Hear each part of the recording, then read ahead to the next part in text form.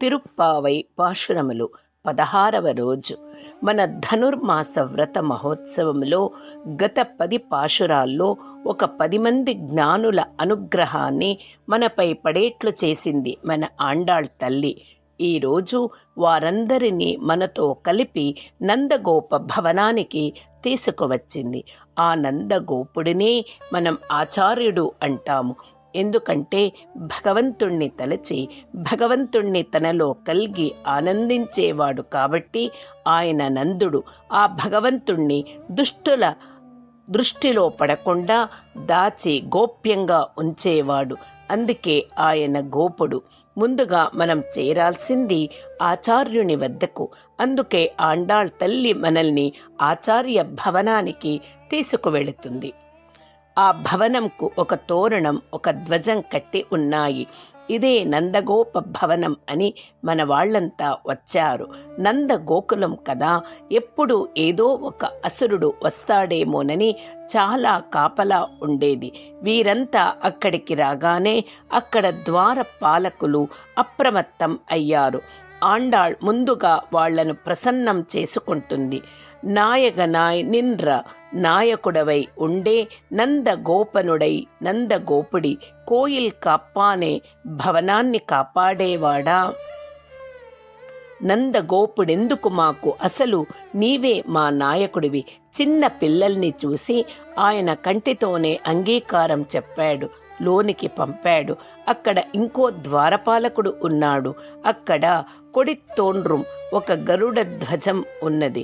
దాన్ని గుర్తు చూసుకొని శ్రీకృష్ణుడు ఉండేది ఇక్కడే అని వాళ్ళంతా వచ్చారు. శ్రీకృష్ణుణ్ణి కలవడానికి అందరూ రాత్రుల్లే వచ్చేవారు. ఎందుకంటే ఆయన ఉదయం గోవులు కాయటానికి యమునా నదికి వెళ్ళేవాడు.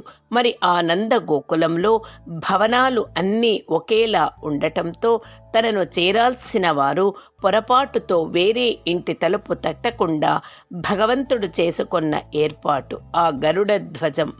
ఇది భగవంతుని చేష్ట. తోరణ వాషల్, మంచి అద్భుతమైన తోరణం చెక్కి ఉన్న ద్వారం ఏర్పాటు చేశాడు నందగోపుడు. ఎందుకంటే శ్రీకృష్ణుణ్ణి చూద్దామని వచ్చిన వాళ్ళు అద్భుతమైన తోరణాన్ని చూస్తూ శ్రీకృష్ణుణ్ణి మర్చిపోయేట్లు చేస్తాయట. ఇతర వాటి యందు దృష్టి లేకుండా శ్రీకృష్ణుడి యందు మాత్రమే దృష్టి కలిగిన వారు మాత్రమే నేరుగా శ్రీకృష్ణుడి వద్దకు వెళ్ళేవారు. మన ఆలయాల్లో ఉండే అద్భుతమైన శిల్పాల ఏర్పాటు అందుకే. ఒకవేళ మన దృష్టి ఇతరత్రమైన వాటి యందు ఉంటే అక్కడే ఆగిపోతావు. అది దాటితే లోపలున్న పరమాత్మను దర్శనం చేసుకుంటావు. అలాగే శ్రీకృష్ణుడి భవనానికి నందగోపుడు అలాంటి ఏర్పాటు చేయించాడు. అలాంటి ద్వారాన్ని కాపానే, కాపాడేవాడా అని నమస్కరించారు. మణికదవం, మణిమాణిక్యాలతో ఉన్న ద్వారం. తాళ్తిరవా, తాళం తీయవయ్యా, ఎందుకొచ్చారు మీరంతా రాత్రి అడిగాడు ఆయన. శ్రీకృష్ణుణ్ణి కలవడానికి వీల్లేదు అన్నాడేమో. ఆయన్ షిరుమియరో మొక్కు, చిన్న గొల్ల పిల్లలం మేమంతా, మరి ఏమి కోరి వచ్చారు మీరు అని అడిగాడు. అరై పరై వ్రత పరికరాలు ఇస్తానన్నాడు శ్రీకృష్ణుడు, అందుకే వచ్చాము అన్నారు.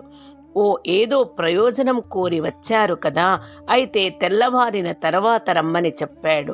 మా కర్మ ఇలా ఉంది కానీ నెన్నల్ వాయ్ నేరుందాన్, నిన్న మమ్మల్ని కలిసి ఇంటికి రమ్మని మా చుట్టూ తిరిగాడు.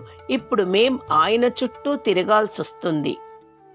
మాయన్ ఉత్త మాయావి, మరి వదిలేద్దామా ఆయనని అంటే మణివಣ್ಣన్, ఆయన దివ్య కాంతి మమ్మల్ని వదలనివ్వటం లేదయా. ఆయన ఎడబాటుని తట్టుకోలేమయా మేము. తూయో మాయ్ వందోం, చాలా పవిత్రులమై వచ్చాము.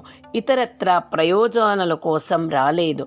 ఆయనేదో ఇస్తానంటే పుచ్చుకొందాం అని అనుకున్నాము. కానీ మేం వచ్చింది తుయిలెరప్పాడువాన్, ఆయన పవళించి ఉంటే ఎట్లా ఉంటాడో చూసి సుప్రభాతం పాడి లేపుదామని.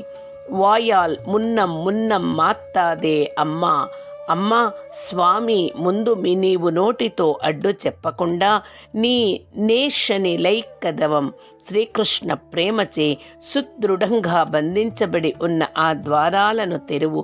ఎందుకంటే నంద గోకులములో మనుష్యులకే కాదు వస్తువులకు కూడా శ్రీకృష్ణుడంటే ప్రేమ. ఎవ్వరు పడితే వారు తెరిస్తే తెరుచుకోవు, నీకు నీవే తీయవయ్యా అని ఆయనను ప్రార్థించి లోపలికి వెళ్ళారు. ఆండాళ్ తిరువడిగళే శరణం శరణం.